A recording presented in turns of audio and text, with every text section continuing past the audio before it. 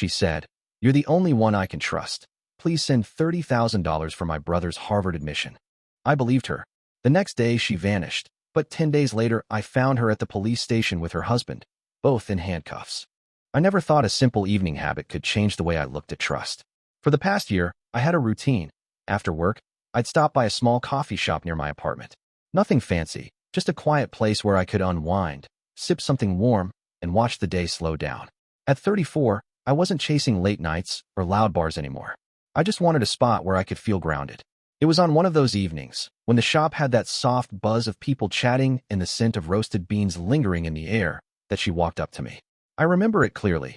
I was halfway through my coffee, scrolling on my phone, when a woman leaned slightly toward my table and asked if the seat across from me was taken. She wasn't pushy. She had this warm, approachable energy, like she wasn't just trying to make small talk for the sake of it. She smiled and asked my name, then introduced herself. From there, the conversation just flowed. She asked where I usually came from, how long I'd been stopping by that cafe, what I liked about it. Nothing too deep, just the kind of easy back and forth that feels strangely refreshing when you've been on autopilot for too long. The next day, she was there again. I don't know if it was coincidence or if she'd made it a point, but this time she waved from across the room before I even sat down. And again, we ended up talking for nearly an hour. It was surprising how natural it felt, like catching up with an old acquaintance even though we'd only just met. This became our pattern. Every evening, almost without fail, I'd see her at the same corner table. Sometimes she'd already have a drink waiting. Sometimes she'd arrive a few minutes after me. We'd talk about random things, books she liked, places she'd traveled, even silly topics like what kind of person judges people for their coffee orders. I didn't overthink it. It just felt good to have someone to share those quiet hours with. But after a week or so, her questions started shifting. They weren't invasive, not right away, but I noticed the difference.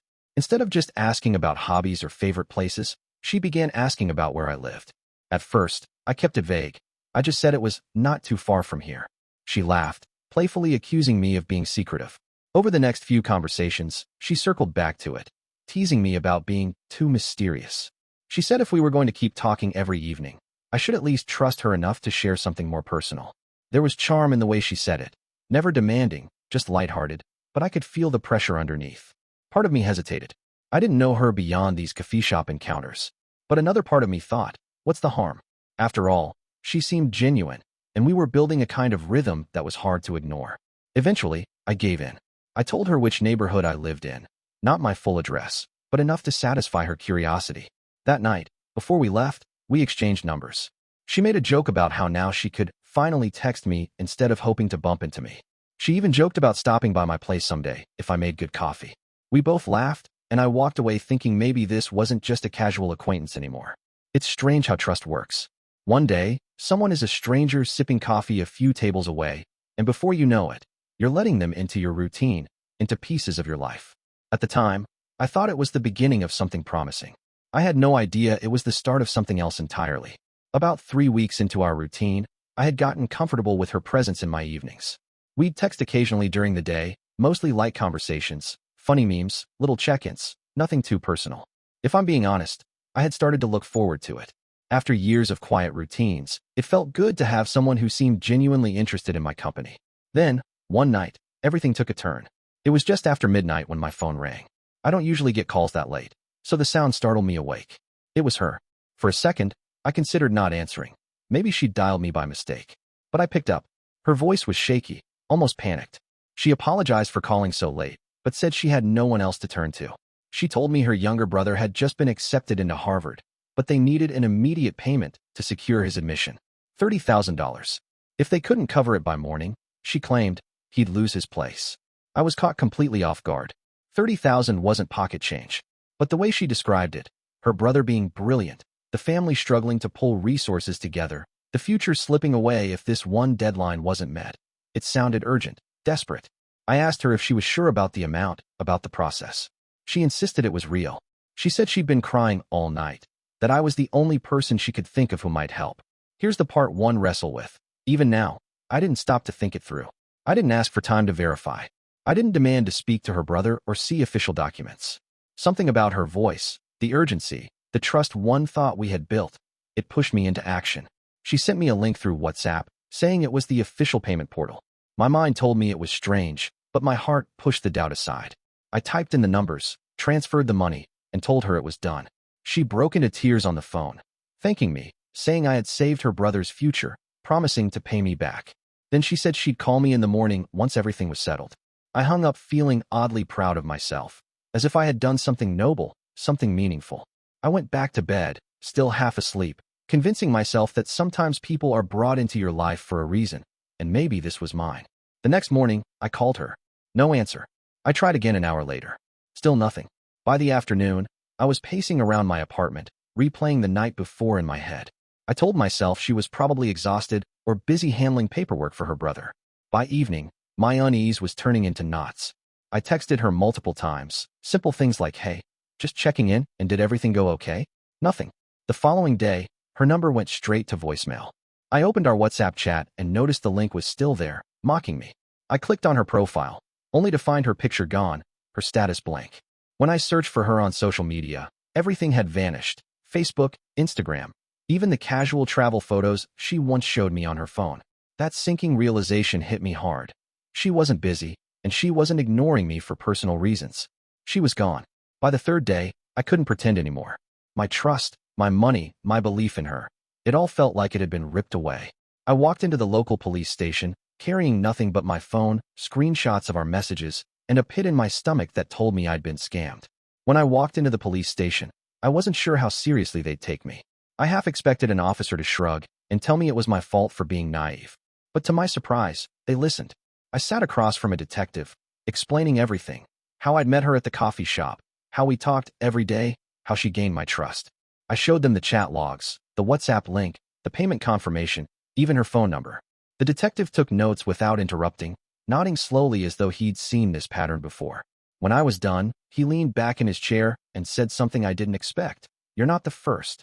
He explained that scams like this weren't uncommon, but the way mine unfolded, weeks of personal meetings, face-to-face conversations, the build-up of trust, meant this wasn't just a quick con. It was calculated, professional. The detective assured me they would investigate. They asked me to forward every piece of evidence, texts, calls, screenshots. They promised to track the payment link, check bank trails, and monitor any digital footprint. Leaving the station that day, I felt both relieved and ashamed. Relieved that someone was handling it, ashamed that I'd let myself fall for it in the first place. Over the next 10 days, I lived in a fog of waiting. Work felt meaningless. Evenings at the cafe were unbearable. I couldn't step inside without feeling sick. Every time my phone buzzed, I hoped it was her, calling to explain, to tell me there'd been some misunderstanding. Deep down, though, I knew better. Then the call came. The detective asked me to come down to the station immediately. My heart raced the entire drive there. 1,000 thoughts ran through my head. Maybe they'd traced the money. Maybe she'd been caught. Maybe it wasn't as bad as it seemed. When I arrived, the scene was surreal. In one of the small interview rooms, she sat at a table. The same woman who had once laughed with me over coffee now looked smaller, guarded, her warmth replaced with something cold. Next to her was a man I had never seen before. The detective introduced him as her husband. It hit me like a punch. Husband. All those evenings, all that talk about trust, even those playful jokes about visiting my house, none of it was real. She wasn't just lying to me. She had been running a scheme with the person sitting beside her. The detective explained they had been working together for over a year, targeting people like me, mostly men they could meet in casual settings. They built trust slowly, spinning stories that seemed believable, always ending with an urgent request for money. My $30,000 was just one piece of their operation. In total, they had scammed victims out of nearly $100,000. The only reason the police caught them this quickly, the detective said, was because I had reported it right away. They traced the payment link to a shell account, cross-checked call records, and caught them before they could withdraw all the funds. I sat there, staring at her, searching for some sign of regret. She wouldn't meet my eyes. Her husband kept his arms crossed, his face unreadable, as though he'd already accepted what was coming. In that moment, the weight of it all settled on me. The conversations, the laughter, the little rituals we had built, it had all been a performance. I had been cast in a role I never knew I was playing, and now the curtain had dropped. The detective's words felt surreal. Most of the money had been intercepted. My $30,000 was safe, though it would take paperwork and legal procedures before I could see it again. Relief washed over me, but it was tangled with something heavier. Even knowing the money wasn't lost forever, the betrayal still sat like a stone in my chest. The woman, someone I thought I'd shared real moments with, hadn't looked at me once during the entire process. When the detective explained the charges they were facing, fraud, conspiracy, and multiple counts of financial crime, she finally spoke, barely above a whisper. She said she never meant for it to go this far, that she was sorry things had to end this way. Sorry. That was it. Her husband said nothing. His silence made it clear that regret wasn't in their vocabulary. A few weeks later, I was called back to the station for an update. The case had moved quickly in court because of the strong evidence. Both of them were sentenced to 4 years in prison and fined for their crimes. The detective reassured me again that my money would be returned within a matter of weeks, once the legal hold was lifted. Hearing the verdict gave me closure, but not the kind I expected. On paper, justice had been served. My bank account would recover, but I realized something more valuable had been stolen: my trust. Looking back, the signs were there. The way she pressed me about where I lived. The persistence in her curiosity. The sudden, dramatic story about her brother. But when you want to believe in someone, you ignore the pieces that don't fit. You create a picture in your mind that makes sense to your heart, even if the facts are fuzzy. Friends I confided in had mixed reactions. Some said I was lucky I got my money back. Others couldn't believe I fell for it in the first place. What I rarely tell them is that the money was never the real wound. It was the way she blurred the line between something genuine and something staged. She made friendship feel real, then ripped it away in an instant. The coffee shop I once loved feels different now. I still pass by it sometimes, but I don't go in. Too many memories sit at that corner table, and I'm not ready to face them yet. In a strange way, though, I'm grateful it happened when it did. If I hadn't gone to the police right away, I might have lost everything. And if nothing else, I've learned that trust should be earned slowly, not handed out just because someone smiles at you the right way. I share this story because scams don't always come through anonymous phone calls or suspicious emails. Sometimes, they walk into your life, sit across from you, and make you laugh over a cup of coffee. They look you in the eye. They make you believe you matter to them. And when the mask comes off, you're left questioning not just them, but yourself. The money is coming back, but the lesson is permanent. I appreciate you watching till the end. Hit that subscribe button and stay tuned for more content.